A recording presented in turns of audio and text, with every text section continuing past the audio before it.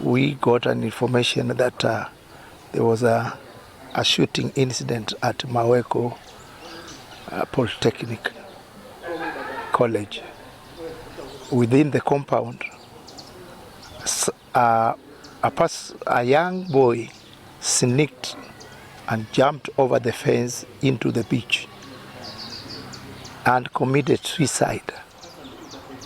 It's quite unfortunate that this boy is a student at Maseno National School.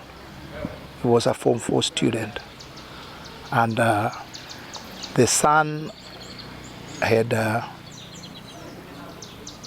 dispute with the parents over a phone, and the parents decided to confiscate the phone because the son was concentrating on the phone other than studying, and being a Form 4 student, the parents were so concerned with the results.